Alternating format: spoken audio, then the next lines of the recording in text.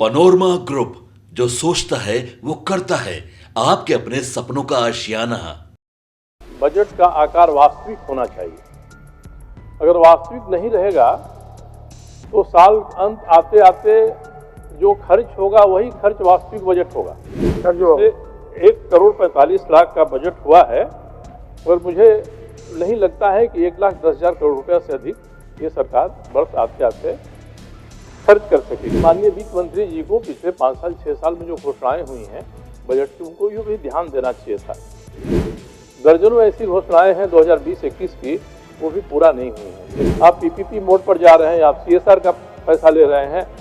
उद्योग जिससे आप सीएसआर करेंगे, उद्योग जहाँ से पीपीपी करेंगे आप, उसकी स्थिति क्या है? वर्ष 2025-26 का बजट माननीय वित्त मंत्री जी ने प्रस्तुत किया है। मैं समाचार पत्रों को देख रहा था तो उसमें इस बजट की अधिकांशतः सराहना हुई है। अच्छा बजट है कहा गया है। जिस भांति बजट प्रस्तुत किया गया, प्रस्तुत करने का तरीका प्रभावशाली था।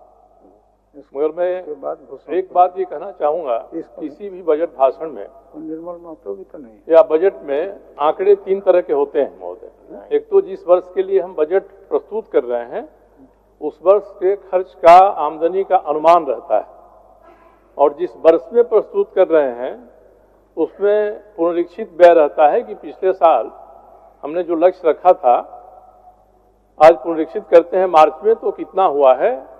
और एक रहता है कि इसके पहले साल का वास्तविक व्यय रहता है, यानी हमने जो अनुमानित व्यय रखा था वास्तविक कितना खर्च हुआ। ये विश्लेषण इस बजट भाषण में नहीं है।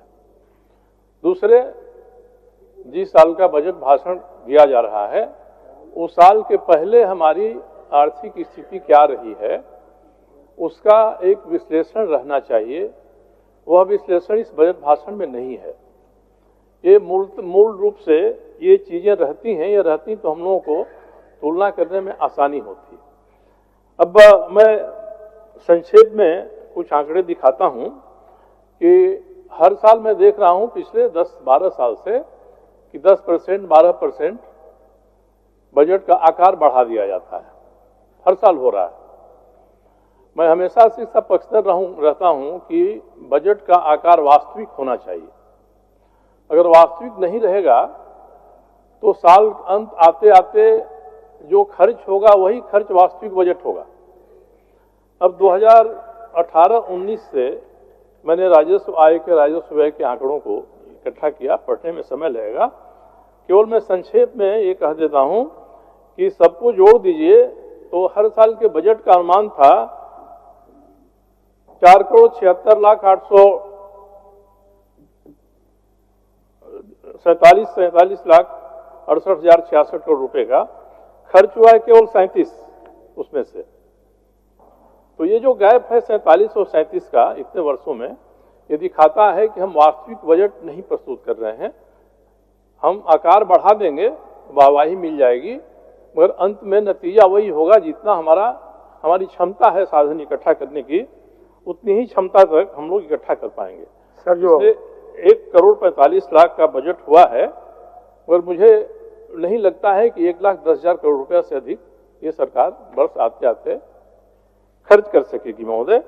इसके अतिरिक्त माननीय वित्त मंत्री जी को पिछले 5 साल 6 साल में जो घोषणाएं हुई हैं बजट की, उनको यूँ भी ध्यान देना चाहिए था।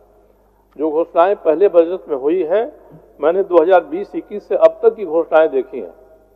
दर्जनों ऐसी घोषणाएं हैं 2020-21 की, वो भी पूरा नहीं हुई हैं। 1 दर्जन से अधिक हैं, और कई बार तो 2 बजट भाषण में उसी घोषणा को दोहरा दिया गया है। अब जो आय के बारे कह रहे हैं, ठीक है, केंद्र सरकार क्या दे रही है क्या नहीं दे रही है, इस पर केंद्र राज्य संबंधों के बारे में आयोग भी बना हुआ है, हर बार बात उठती है। और कई बार राज्य को केंद्र से लेने की क्षमता पर भी यह निर्भर करता है। राज्य सरकार अगर दिल्ली में, झारखंड भवन में अच्छे अफसरों की टीम रखते जो केंद्र सरकार से लाइजनिंग करें, लाएं, वैसा नहीं हो रहा है। आप देखेंगे 2-3 साल से इस तरह के लोग वहां पोस्टेड रहते हैं। तो ये भी एक कारण है। आप पीपीपी मोड पर जा रहे हैं, आप सीएसआर का पैसा ले रहे हैं। उद्योग जिससे आप सीएसआर करेंगे, उद्योग जहां से पीपीपी करेंगे आप, उसकी स्थिति क्या है। आज एक विश्लेषण इसका अगर आता या उद्योग विभाग का बजट जिस दिन आएगा उस दिन सरकार रखेगी, हम लोग भी अपनी बात रखेंगे कि किस तरह से कितने उद्योग हैं जिनको सब्सिडी मिल चुकी है, कितने उद्योग हैं जिनको हम जमीन दे सकते हैं। अगर हम जमीन नहीं देंगे तो उस पर उद्योग तो नहीं दे सकते।